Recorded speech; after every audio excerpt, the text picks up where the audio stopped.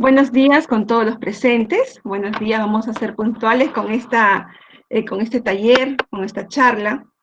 Para poder dar inicio necesitamos, por favor, prender las cámaras. Todos necesitamos prender las cámaras, estudiantes que se encuentren presentes, por favor, prendemos las cámaras.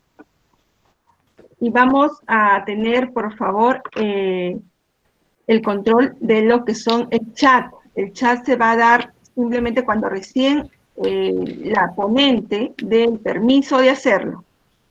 No podemos escribir mientras no haya el permiso de la ponente que de repente nos haga una pregunta o nos pida la participación nuestra. ¿Ok? ¿Sí? Por favor, control del chat.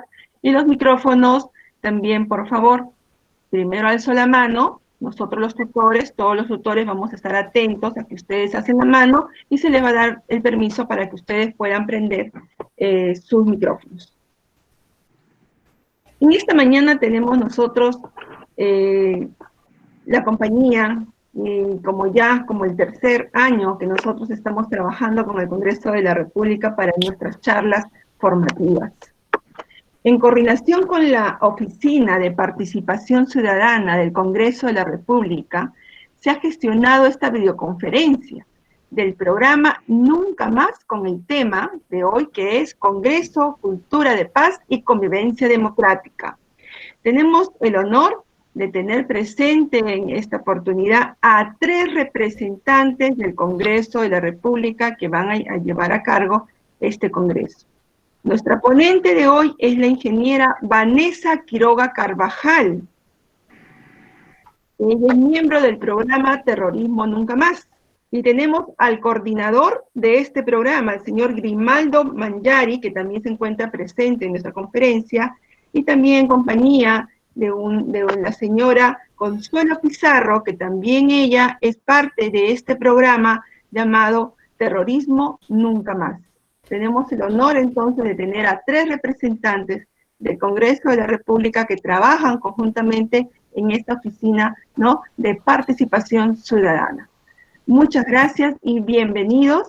Todos nuestros estudiantes están en escucha, ¿sí?, y atentos a todo lo que ustedes el día de hoy nos puedan presentar. Le doy pase a nuestra coordinadora pastoral, Erika Laureano. Muchas gracias. Tengan todos muy buenos días, y como siempre en nuestra institución, iniciamos con la oración. Y el día de hoy vamos a pedirle también al Espíritu Santo, al Espíritu de Dios, que ilumine cada uno de nuestros corazones, que nuestras mentes estén en estos momentos dispuestas para poder escuchar y guardar cada uno de los mensajes que necesitamos conocer para nuestro crecimiento, no solamente formativo, sino que también nuestro crecimiento espiritual. Por eso decimos juntos, en el nombre del Padre, del Hijo y del Espíritu Santo. Amén. Vamos a realizar la oración por la canonización de nuestra Beata Madre, Ana María Yagüe. Por eso decimos, Señor Dios nuestro, que has inspirado a la Beata Ana María el deseo de consagrar su vida al cumplimiento de tu santa voluntad y de permanecer atenta a su interpelación en la persona de los más pobres de sus hermanos. Haz que en la iglesia de nuestro tiempo continuemos con entusiasmo la obra que tú le has confiado. Por su intercesión, escucha las súplicas que te dirigimos. En estos momentos, en silencio, vamos a pedirle una gracia, una bendición al Señor. Roguemos al Señor. Te lo pedimos, Señor. Concédenos por tu bondad la gracia de su canonización, para gloria tuya y la extensión de tu reino de amor, de justicia y de paz. Amén. Sagrado corazón de Jesús, En ti confío. San José, nuestro protector, ruega por nosotros. Beata Ana María Yagüe, ruega por nosotros. En el nombre del Padre, del Hijo y del Espíritu Santo. Amén. Señora Vanessa.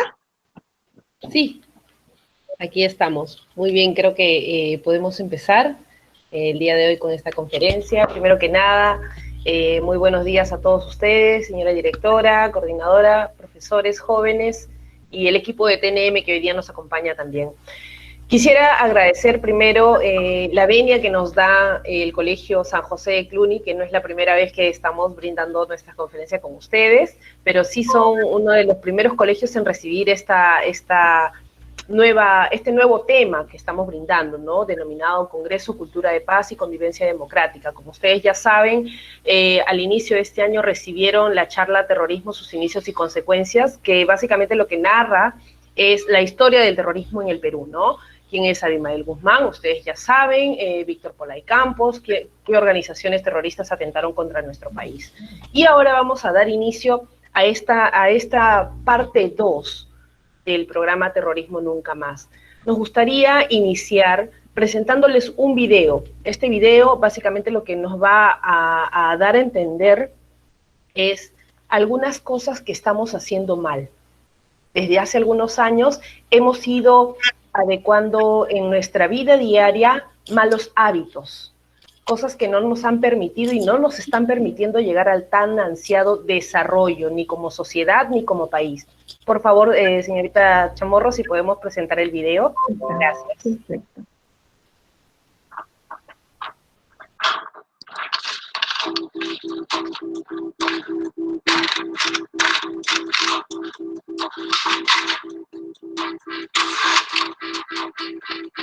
Peruano, la pregunta sigue vigente hasta el día de hoy. ¿En qué momento se jodió el Perú?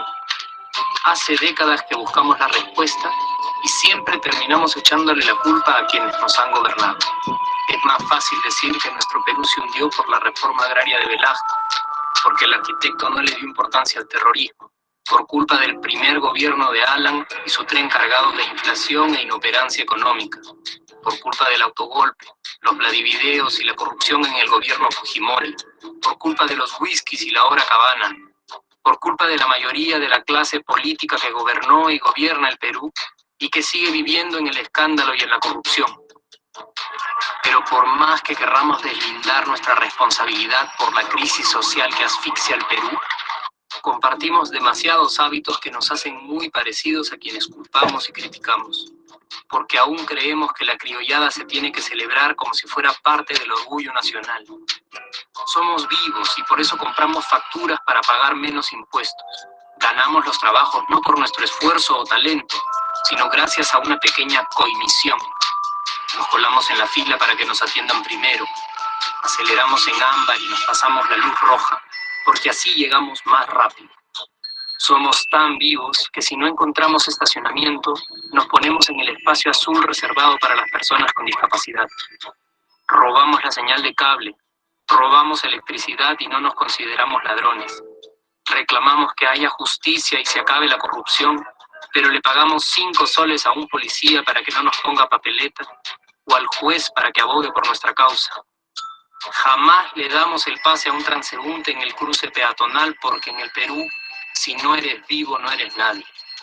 Pero si somos tan vivos, ¿por qué le tocamos bocina al semáforo en rojo, como si este fuera a escuchar nuestra ansiedad? ¿Por qué tiramos la basura en la calle, como si la ciudad perteneciera a cualquiera menos a nosotros? ¿Por qué nos quedamos callados y no protestamos cuando el chofer de la combi no deja de cometer imprudencias?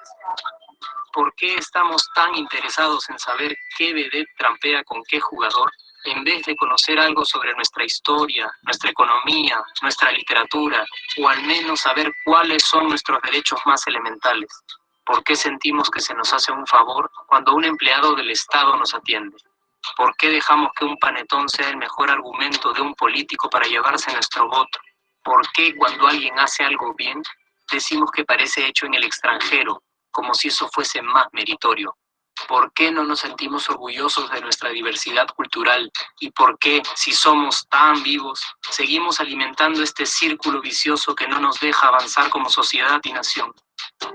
Es cierto que nuestros niveles educativos dan pena, y si queremos llegar a ser un país con posibilidades de desarrollo, se tiene que invertir en escuelas y capacitar a los maestros. Pero ¿de qué nos servirá una buena educación fuera de casa, cuando dentro educamos a nuestros hijos dándoles el peor ejemplo? Es cierto que se necesitan medidas urgentes para frenar la ola de delincuencia y violencia que azota al país. Pero ¿de qué nos servirá pacificar las calles cuando en nuestros hogares la violencia física y psicológica parece haberse institucionalizado? Es cierto que se necesita una verdadera reforma judicial para que en el Perú se pueda hablar de justicia, pero ¿de qué servirá lograrlo cuando la mayoría de nosotros sigue avalando la ley del más fuerte, del más rico, del más vivo?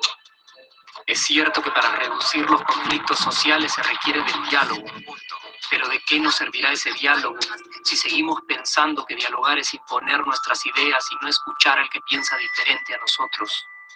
Es cierto que necesitamos mejores leyes de inclusión social y muchísimos más proyectos de integración, pero ¿de qué nos servirán estas leyes y proyectos si hasta el día de hoy la publicidad peruana define nuestros estratos socioeconómicos por el color de la piel y a nadie le parece raro?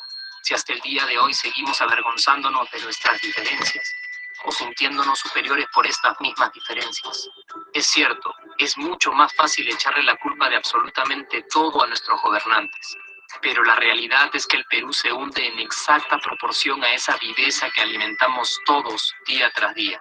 Sí, somos nosotros la materia prima con la que se hace este país, y si no corregimos nuestros hábitos, si nuestra materia prima sigue adulterada, cualquier producto que hagamos también saldrá adulterado. Y por más logros que obtengamos en nuestra economía, en los deportes, en las artes, en nuestra cocina, por más orgullosos que nos sintamos de nuestros representantes, de nuestra historia, de nuestras maravillas o de nuestra creatividad, si no cambiamos estos hábitos, seguiremos preguntándonos ¿en qué momento se jodió el Perú? Yo ya estoy harto de esa pregunta. Estoy harto de ver cómo un país con tantas posibilidades y oportunidades, con tantas riquezas naturales y con tanta historia, tenga que seguir viviendo en el subdesarrollo solo porque no nos creemos capaces de vivir de otra manera. Estoy harto de que las desgracias de nuestros vecinos sean nuestro mejor consuelo. Harto de que el sí se puede sea solo una frasecita hecha para un partido de fútbol y que no podamos aplicarla en nuestra vida. Aunque te cueste creerlo, sí podemos. Claro que podemos. Pero depende de que tú y yo comencemos a trabajar en ello de una vez por todas. Porque la transformación del país hacia una nación desarrollada ya no está solo en cancha de los políticos o de los poderosos, y no está en el terreno de los milagros. La transformación del Perú está en la capacidad que tengamos de hacernos responsables de nuestros actos y de rebelarnos contra nuestra viveza. La transformación del Perú está en ti y está en mí, está en todas nuestras organizaciones y en la posibilidad de trabajar juntos con verdadera responsabilidad social.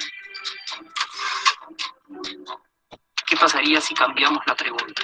Si, por ejemplo, ahora te pregunto, ¿en qué momento se arregló el Perú? ¿Qué me dirías? Aunque te parezca una pregunta demasiado ingenua, tenemos que creer en ella, y la respuesta está en nuestras manos. Responsabilidad social todos.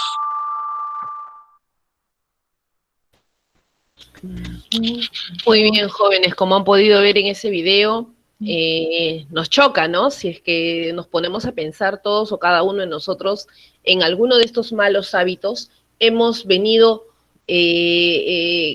sumando cada día más a ese largo trecho que nos queda para lograr el ansiado desarrollo social, económico y como país. Ahora queremos hablar un poco más sobre el tema directamente hablando del Congreso, la democracia y la convivencia democrática, y para poder llegar y aterrizar bien en qué específicamente estamos hablando cuando decimos cultura de paz. Voy a compartirles un PPT. Ahí está. Correcto. Hemos visto ya el video y vamos a hablar directamente. ¿Qué cosa es la democracia? Para empezar, democracia, como siempre nos lo han mencionado, viene de dos raíces griegas, ¿no? Demos y kratos, demos pueblo, kratos poder, es una forma de gobierno y de vida de un Estado donde el poder es ejercido por la representación del pueblo. Es lo que sucede aquí, ¿no? Nosotros somos el pueblo y vamos a las urnas, votamos, elegimos a nuestros representantes y estos representantes tomarán las decisiones más adecuadas para nuestro país, ¿cierto? La participación en la toma de decisiones abarca espacios no solamente políticos, sino también en las esferas de la sociedad civil. Este tipo de democracia no solamente lo vemos cuando vamos a votar a las urnas, sino en las decisiones de grupos. Por lo general decimos, ¿no? ¿Quiénes votan a favor? ¿Quiénes están a favor de esto o a favor de lo otro? ¿No? Y levantan la mano y ¿qué decimos? Por lo general, mayoría manda. Ya estamos como un poco acostumbrados a ver la democracia en esos factores tan sencillos y cotidianos de la vida, ¿no? La democracia es algo más que un conjunto de instituciones específicas de gobierno. Se basa, y escuchen claramente esto, se basa en un grupo de valores, actitudes y prácticas bien comprendidas que adoptan diferentes formas y expresiones en las distintas culturas y sociedades del mundo.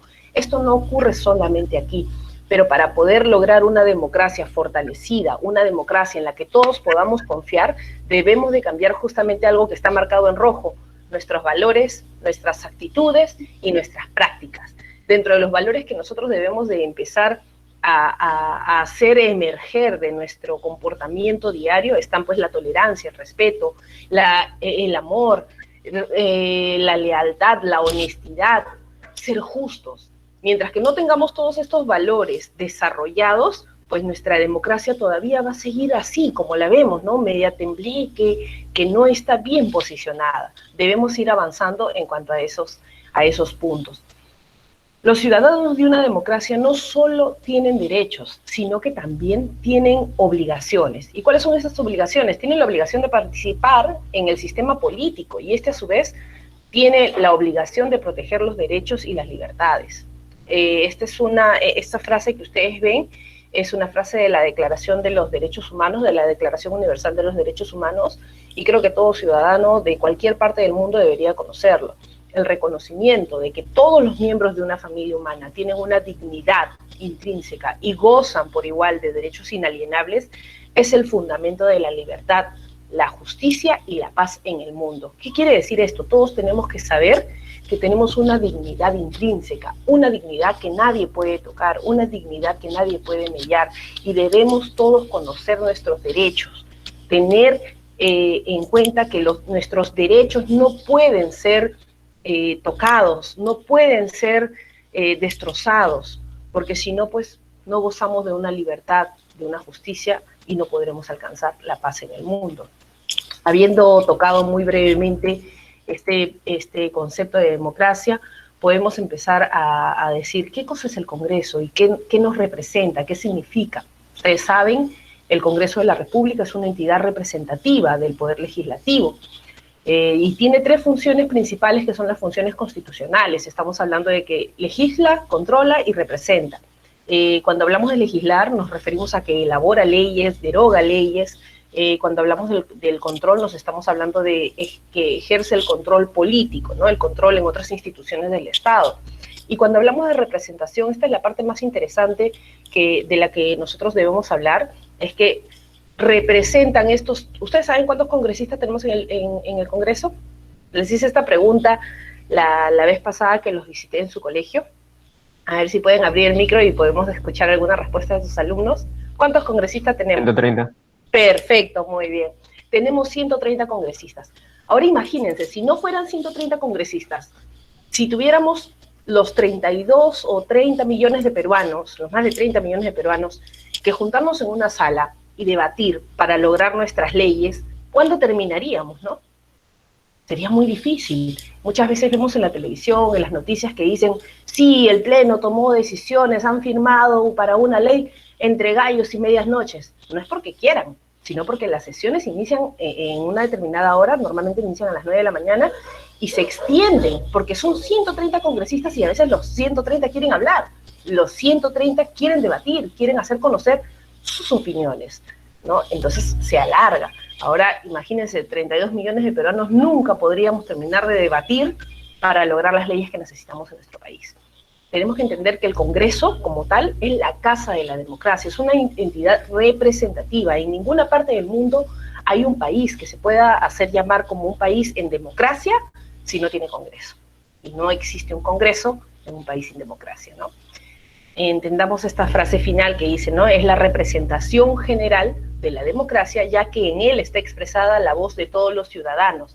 Por ahí escucho gente que dice, oye, pero ¿cómo es posible que tengamos congresistas que no tienen estudios, ¿no? Y esto lo escuchaba muy a menudo, de hecho yo en alguna oportunidad también lo he dicho, y luego entendí por qué tenemos tanta diversidad en el Congreso, ¿no? Personas de diversos aspectos, de diversos aspectos de conocimiento. Por ejemplo, hay abogados, hay doctores, hay personas que de repente no terminaron el colegio, hay personas que terminaron el colegio y ya luego se dedicaron a la empresa, qué sé yo, y decimos, no, pero quisiéramos que todos los congresistas tengan por lo menos estudios. Ustedes se han puesto a pensar que si tuviéramos eso no tendríamos una representación plena. En el Perú no el 100% de personas son letradas. Entonces ahí estamos hablando de una representación de un sector de la población. Hay lugares altoandinos en donde de repente no hay universidades. Y imagínense ustedes que a ustedes les pidieran sí o sí ser universitarios, tener una carrera profesional, y ustedes son muy buenos representantes de su centro poblado o del pueblo donde viven, ¿no? Se les estaría quitando la oportunidad de a ustedes poder llegar a representar a su pueblo. Claro que en el camino siempre es bueno lograr tener mayores conocimientos, ¿no? Pero básicamente a esto se refiere la representación. Ustedes saben que la democracia en el Perú ha tenido una historia bastante accidentada, ¿no? Aquí lo vemos, la historia de la democracia en el Perú ha sido bastante accidentada por golpes de Estado y gobiernos autoritarios que se han hecho del poder en repetidas ocasiones. Nuestra historia está llena de golpes militares. Fíjense que en casi 200 años de vida republicana hemos tenido 61 presidentes. Si ustedes recuerdan bien, nosotros hemos tenido la última época fuera de la democracia, fue la época mayormente la conocemos como la dictadura militar, o el gobierno de las Fuerzas Armadas, ¿no? El gobierno revolucionario de las Fuerzas Armadas. ¿Alguien recuerda a cargo de quién estuvo ese gobierno revolucionario de las Fuerzas Armadas? A ver si podemos prender el micro. Velasco. A mí, creo que así es, Velasco Alvarado. Velasco Alvarado le da un golpe de Estado ¿a quién? Peleón de Terry. Perfecto. Y luego Velasco termina el gobierno el gobierno revolucionario de las Fuerzas Armadas, ¿o a él también le dan un golpe? Bermúdez le dio otro golpe. Exactamente. Ustedes lo han visto ahí. Solamente en esos últimos 12 años que se han mencionado, estas tres personas estuvieron a cargo del poder. Uno, elegido democráticamente, pero en una democracia que no era completa tal y como la conocemos actualmente. El otro, que le dio el golpe de Estado, y el subsiguiente, que le dio un golpe de Estado al que dio un golpe de Estado. Entonces, la historia de la democracia en nuestro país ha tenido bastantes altibajos, bastantes golpes, ¿no? Y eso lo vemos desde el inicio de nuestra propia historia republicana. Ahora yo creo que debemos recordar un poco lo que ya habíamos mencionado en la primera conferencia meses atrás en su colegio. El 17 de mayo de 1980, justamente un día antes de las elecciones democráticas del 80, aparece en escena Sendero Luminoso, colocando un coche bomba cargado con media tonelada de dinamita y anfo, ¿no?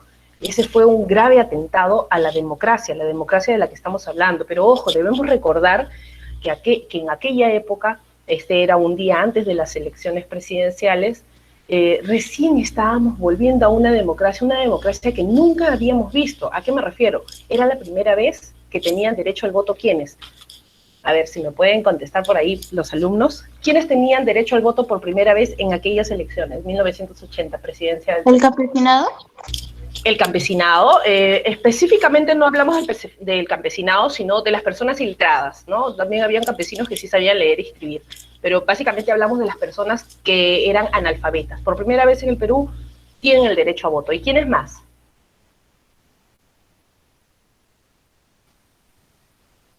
Piensen, se los mencioné en la conferencia anterior. ¿Quiénes más por primera vez tienen derecho al voto? Justo una representante habló. ¿La mujer?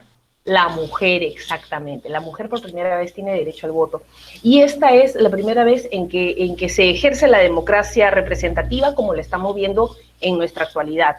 Han pasado, imagínense, ¿cuántos años? Desde 1980 hasta el 2020. Pasado, perdón, el 2020 ya... Sí, 2020. Siento que hablo en futuro cuando hablo de estas fechas, ¿no? Me siento tan antigua, creo yo. Yo nací en el 87 y se siente como una fecha muy futura, pero es imposible, increíble pensar que estamos en el 2020. Han pasado tantos y tantos años y todavía nos falta mucho por llegar a nuestra tan ansiada democracia bien constituida y bien instituida. ¿Y qué nos está faltando? Nos está faltando algunos factores, como ya los mencioné, como son los valores, ¿no? Los valores, un comportamiento más adecuado con respecto a la democracia. Necesitamos tener mayor conocimiento de la misma, de hecho que sí. Y hubo responsables, ¿no?, de la época del terrorismo que nos tocó vivir. Ustedes ya los conocen, Abimael Guzmán Reynoso, él es el cabecilla terrorista de Sendero Luminoso, Víctor Polay Campos, el cabecilla terrorista del Movimiento Revolucionario Tupac Amaru, del MRTA, y estas dos personas se encargaron de sumirnos en prácticamente 2 décadas, imagínense, 20 años de muerte, dolor, sufrimiento, tragedia.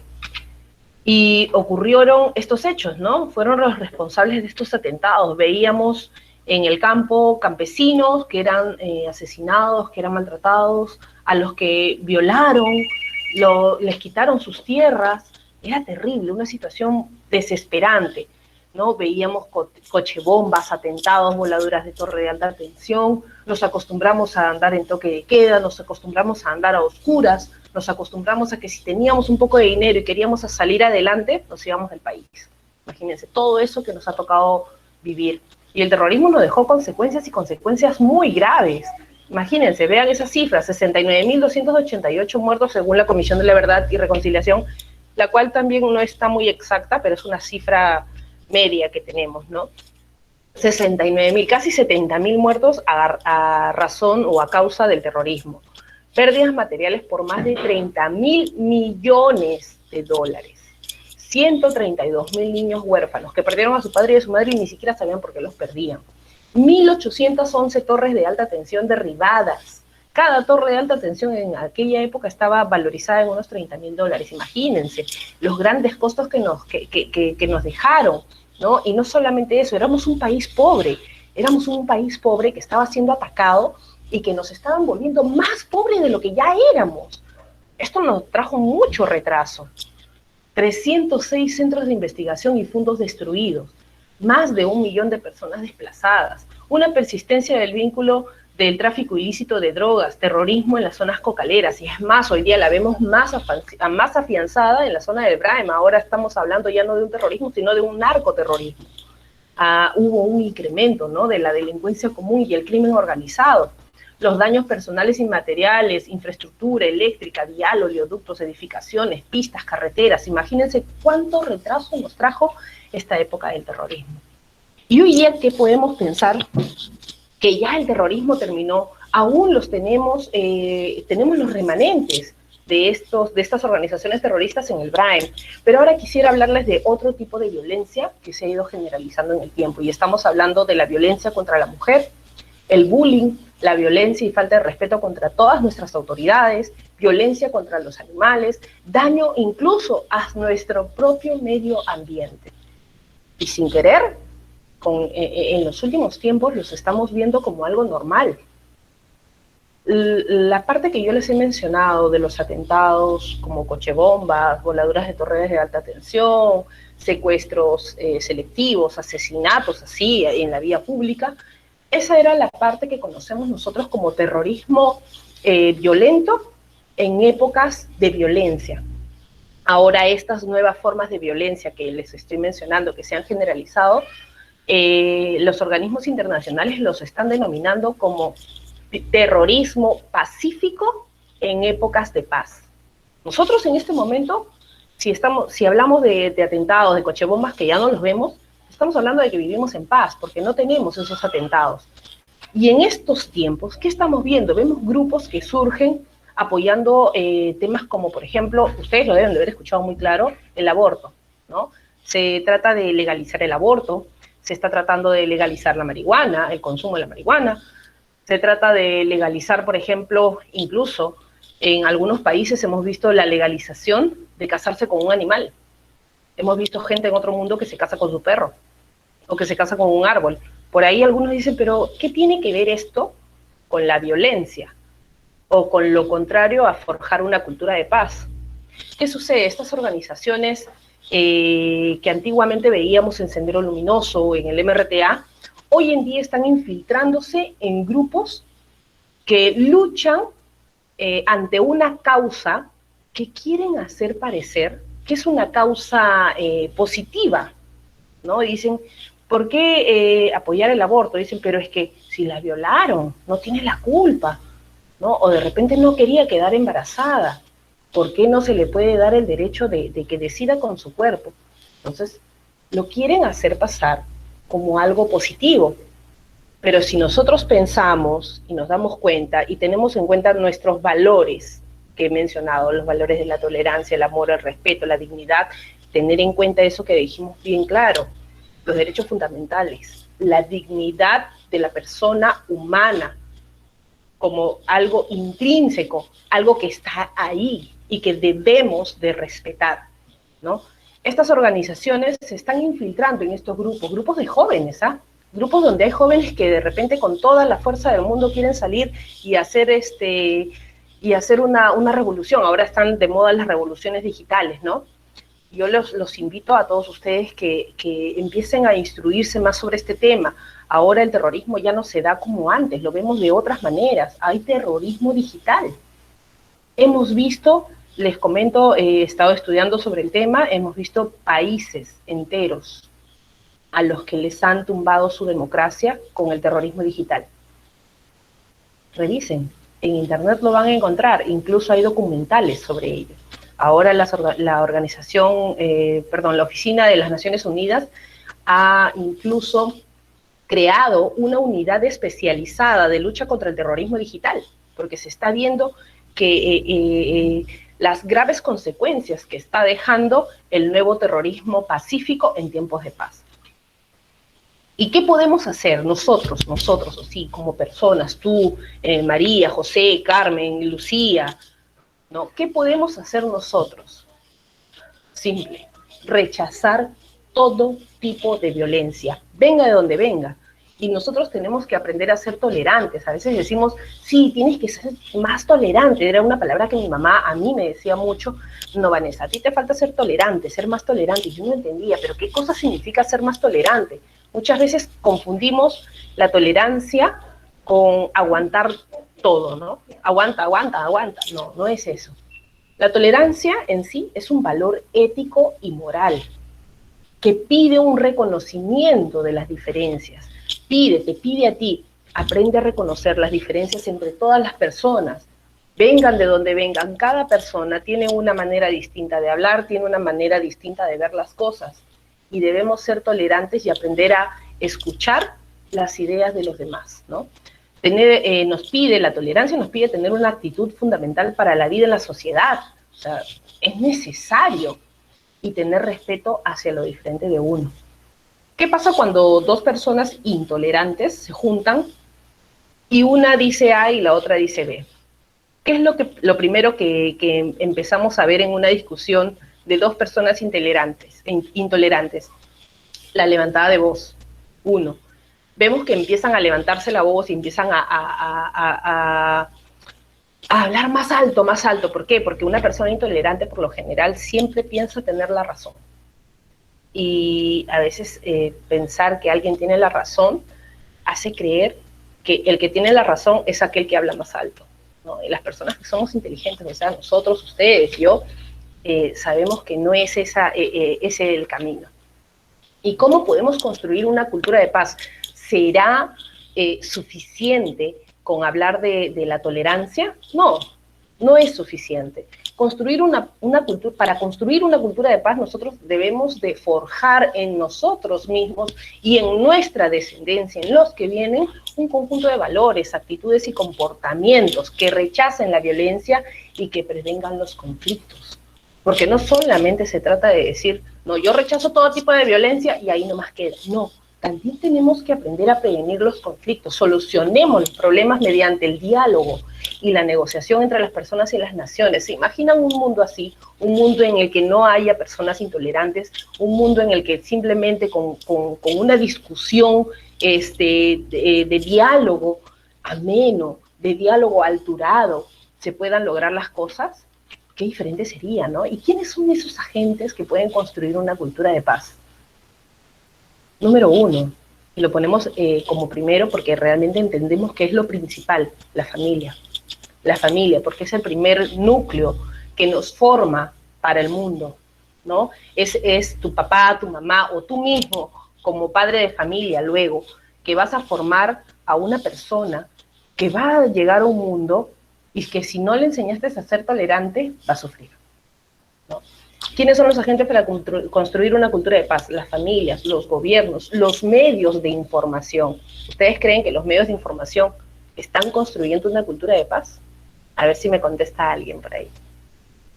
¿Qué opinan ustedes? Los medios de comunicación, los medios de información, decimos porque no hay un ida y vuelta, los medios de información nos están nutriendo de manera que entendamos que están forjando una cultura de paz.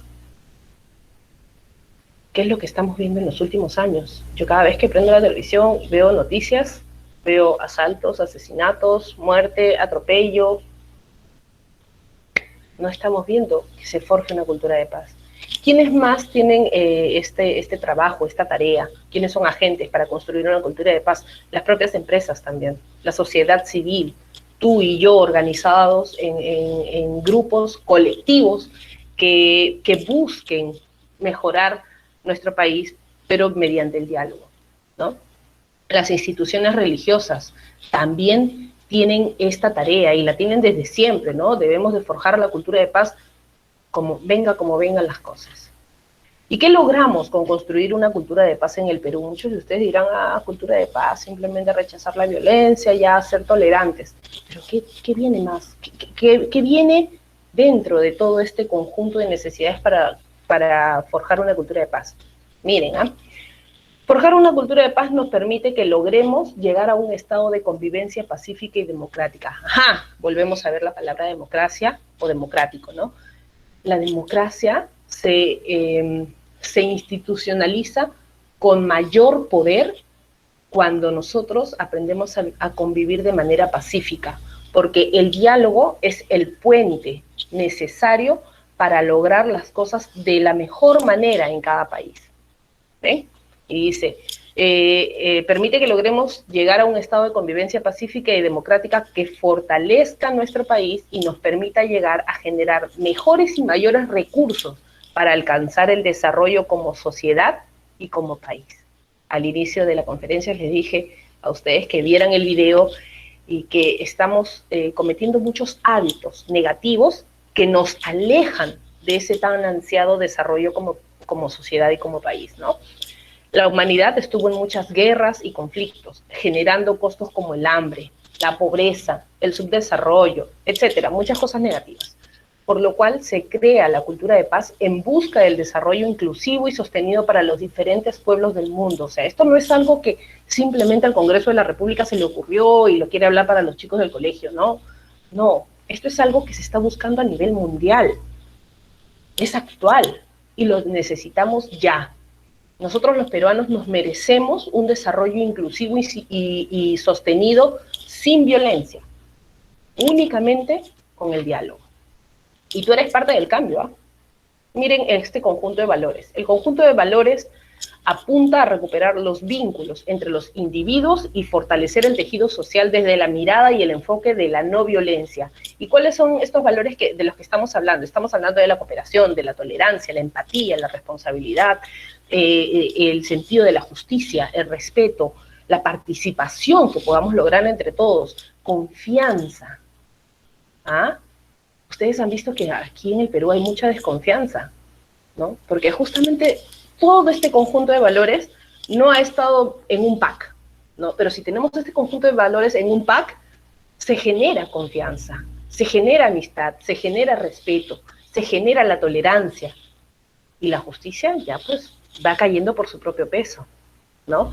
Un país sin violencia es un país preparado para avanzar en el camino de la democracia hacia el desarrollo de una sociedad. ¿Y qué es la convivencia democrática? Estamos hablando de democracia, de cultura de paz, y hemos recordado un poquito de la etapa negra que nos tocó vivir, y decimos, ¿y para qué? ¿Qué es la convivencia democrática? Como sociedad debemos comprender que la convivencia democrática significa reconocer que somos diferentes, pero nos unen valores y principios democráticos. Los valores que ya les mencioné anteriormente. ¿Y el Perú tendrá un solo tipo de raza? ¿Qué dicen ustedes? ¿Todos seremos iguales en el Perú? ¿Todos hablamos el mismo idioma en el Perú? ¿Alguien sabe cuántos idiomas y dialectos hay en nuestro país? A ver, una respuesta por ahí, creo que alguien prendió el micro. Creo que hay alrededor de 27, más o menos, o más. Tenemos 34 7, entre idiomas y dialectos. Sí, dígame. 47 lenguas Ahí indígenas, está. si no me equivoco.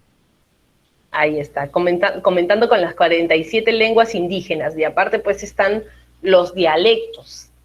Nuestro país es un país totalmente pluriétnico, ¿cierto? Aquí tenemos de todas las razas, y es más, no solamente razas peruanas, sino tenemos toda una mezcolanza. Si empezamos a ver nuestra historia, pues tenemos una mezcla de tradiciones, una mezcla de sangres, una mezcla de razas, ¿cierto? Para empezar, pues en el inicio de nuestra historia, en el inicio de la historia peruana, vemos el mapa de Perú mucho más amplio, mucho más grande, nos hemos ido transformando, hemos ido tomando formas distintas y acogiendo a nuevas culturas, ¿no? Entonces somos un país con muchas diferencias étnicas, diferencias de lenguaje, diferencias de comportamiento, diferencias de cultura, pero todos podemos aprender a vivir, a convivir en democracia, siempre y cuando nutramos esos valores de los que estábamos hablando y tengamos en cuenta cuáles son los principios democráticos. Asimismo, al margen de nuestras diferencias culturales, étnicas, religiosas, lingüísticas y de género, hay que ser conscientes de que todos vivimos en una comunidad política. Nuestra comunidad es una comunidad política con derechos y responsabilidades comunes. Y cada día nosotros debemos de pensar, ¿qué puedo hacer para mejorar mi sociedad? ¿Qué puedo hacer para mejorar mi país? Muchas veces escuchamos a jóvenes como ustedes que de repente están asqueados de la política peruana, dicen, no, yo no quiero meterme en corrupción. Pero, ¿por qué tendrías que meterte en corrupción? ¿Por qué no entramos a cambiar esa visión que tenemos de la política, ¿no?, en nuestro país? Cuando hablamos de convivencia democrática, podemos decir, ¿no?, para que tengamos una democracia fuerte y sólida, todos debemos respetar los derechos a expresarse libremente, a elegir, a participar en vida política, a tener igualdad de acceso y disfrute de los bienes y servicios públicos. Implica ser responsables con nuestras obligaciones contributivas con el Estado, además de cumplir con respetar las normas de convivencia y ciudadana cívica. Como ustedes pueden ver ahí en la imagen, tenemos a todo un grupo de personas. ¿Y qué están cargando en el centro? Ahí veo hombres y mujeres, jóvenes y ancianos, gente de la costa, sierra y selva de nuestro país. ¿Y qué llevan cargado en el centro? ¿No es una bandera del Perú? La bandera peruana. Así es. ¿Y no les da un sentimiento de amor esa bandera peruana? Pues a mí sí. Bueno, yo soy una patriota, ¿no? Y creo que todos deberíamos de empezar a entender que todas y cada una de las acciones que nosotros hagamos o tengamos, tanto en nuestro presente como en nuestros futuros, afecta directamente a nuestro país y afecta directamente a cuán lejos o cuán cerca estemos de ese ansiado desarrollo social. Estas son unas pequeñas frases de Rigoberta Menchú. Ella es Premio Nobel de la Paz del año 92, guatemalteca, es defensora de los derechos humanos. ¿Y qué dice ella sobre la cultura de paz o cuál es su mensaje acerca de la paz? Dice, la paz no es solamente la ausencia de la guerra.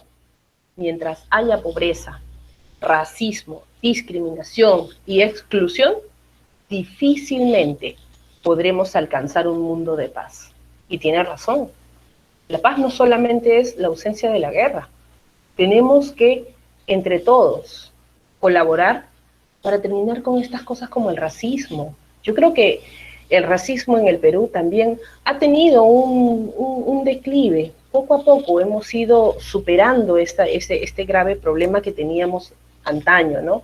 Por ejemplo, cuando yo era niña, el racismo yo lo veía muy claro, a mí me decían negra, negra, negra, negra, y yo entendía eso como racismo, ¿no?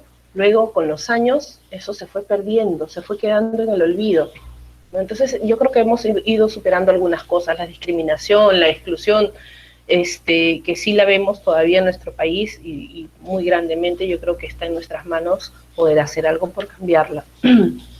Este ha sido el mensaje del Congreso de la República. Nosotros estamos trabajando para que todos nuestros jóvenes mejoremos nuestra calidad de vida, tomemos conciencia de las actitudes y los actos que estamos realizando a diario, ¿no? Que cambiemos el futuro de nuestra sociedad, porque todo eso está en nuestras manos, chicos. Yo quisiera saber si hay alguna pregunta. Señorita Chamorro, por favor, estamos atentos. A ver, estudiantes, es el momento para hacer alguna pregunta. Puede alzar su mano. Necesitamos, por favor, que prendan sus cámaras.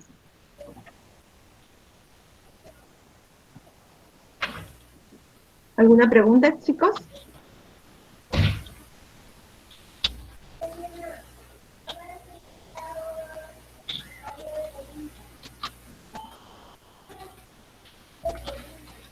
No tenemos ninguna pregunta por ahí en el camino. ¿Alguien, algún comentario, pregunta que deseen hacer? Sí, diga. Creo que Gabriel Cumpa. Sí, Miss. Con respecto a lo que dijo primero, de que las personas que están en congresos sin estudios representaban a ese sector, pero teniendo en cuenta que ellos todos son los que toman las decisiones más importantes del país que nos guían a un cambio, aún así debemos meter personas así que posiblemente no tengan o no sean capacitadas para este tipo de trabajos. Mira, esta ha sido una discusión no actual, sino es una discusión que ya tiene bastantes años tomándose en el Congreso de la República. Si bien es cierto, necesitamos personas que tengan conocimientos superiores para tomar decisiones, pero personalmente en el tiempo yo he visto que hay doctores, hay abogados, hay gente con mucho conocimiento que quizás no han tomado las mejores decisiones dentro del Congreso de la República. Habría que analizar si los conocimientos superiores de haber pasado por una universidad realmente afectan directamente a las mejores decisiones que pueda tomar un congresista. En nuestro país hemos visto pasar congresos tras congresos tras congresos y muchas veces terminamos repitiendo lo que escuchamos de repente en las noticias, ¿no? Pero no profundizamos en buscar más allá la información. La información ahora ustedes saben bien que tenemos una ley que se llama la Ley de Transparencia y permite que todas las decisiones y todos los plenos sean colgados en la web para que todos los ciudadanos puedan ver. ¿Qué sucede? Muchas veces no nos informamos. No nos informamos y no conocemos cuáles son las leyes que se están dando y tampoco sabemos quiénes son los que están emitiendo estas leyes. Por ahí vemos que hay escándalos de repente, ¿no? En el Congreso los hemos visto desde el inicio de los tiempos y decimos, uy, todos los congresistas son malos, todos los congresistas son corruptos o todos los congresistas hacen esto o aquello. Sin embargo, si nos ponemos a analizar, ¿de cuántos congresistas hemos escuchado cosas negativas? De repente es de 10, 15 o 20. ¿Y cuántos congresistas tenemos? Tenemos 130 congresistas. ¿Qué sucede? Que por lo general, ¿de qué es lo que se habla más en las noticias? ¿Se habla de lo bueno o de lo que vende, lo que es negativo, lo que llama la atención? ¿No? Entonces, tenemos que empezar a analizar esos detalles, esas cosas. No siempre hemos tenido las mejores tomas de decisiones por parte de congresistas que hayan pasado por universidades y que tengan posgrados, ¿no? Hemos tenido incluso una congresista que no tenía estudios superiores y que logró hacer grandes cambios en las políticas de la educación básica regular. Entonces, no es un indicador. ¿Alguna otra pregunta? Vanessa, sí, hay una pregunta. Si bien se sabe que la familia es la parte fundamental de la sociedad, la parte más importante, ¿no? ¿Por qué también se quiere aprobar lo que es el aborto? Como lo mencioné, en un Estado de Derecho, en un Estado como el de nosotros, en el que vivimos en democracia, la democracia nos brinda diversas herramientas, ¿no? Una de ellas, de repente, podríamos indicar que es el derecho a huelga. Cuando empezaron a aparecer grupos de personas haciendo protestas de repente, pidiendo el aborto, nosotros como país democrático que somos, permitimos que estas personas soliciten y que expongan sus ideas, que lo lleven incluso a una comisión dentro del Congreso de la República. Pero mediante el diálogo se tiene que entender cuál es la mejor alternativa. Si somos un país que es pro vida y somos un país que respeta los derechos humanos, pues no podríamos estar hablando de quitarle la vida a una persona, ¿no? No directamente. Entonces, ¿quién tiene también una gran responsabilidad en ese aspecto? La familia, ¿cierto? Nuestros padres, nuestros abuelos, nuestros hermanos, que son quienes finalmente nos forman de primera mano. Y si de primera mano nosotros entendemos que nadie puede atentar contra una vida, creo que ideas como esas van quedando de costado, ¿no? En primera instancia. Bien. Aranza, terminamos con tu pregunta, por favor. Sí, Miss, justamente de eso quería hablar. Usted mencionó que habían grupos terroristas los cuales se disfrazaban de una forma u otra de los grupos que hacían sus reclamos o que presentaban sus reclamos ante, bueno, a través de marchas y todo ello. ¿De qué forma los grupos terroristas se esconden en estos grupos revolucionarios, por así decirlo, lo que vienen siendo las pro aborto o grupos feministas que salen a marchar muchas veces buscando una buena causa, en son de una buena causa, pero sin embargo se disfrazan grupos terroristas? ¿De qué forma se entran los grupos terroristas a estos grupos? Por ejemplo, cuando nosotros en nuestro país hemos visto grupos que marchan en pro de una causa que aparentemente es positiva, luego cuando se juntan en protestas, vemos atentados. ¿O no recuerdan aquellas veces en las que están marchando, por ejemplo, frente a la Plaza San Martín, y de pronto aparecen los canales de televisión mostrando cómo han pintarrajeado nuestras esculturas nacionales, ¿no? Esos son atentados, ¿cierto? O que de pronto vemos que agarran a un policía y lo empiezan a patear, a masacrar, a golpear. O vemos enfrentamientos de repente en donde hay incluso hasta muertes. Ahí estamos viendo que una protesta colectiva se convierte en un atentado, ¿cierto? ¿Y quiénes están impulsando este tipo de marchas? Ya se ha visto registros de personas que son las mismas que marchan en una causa A y que son las mismas que marchan en otra causa B.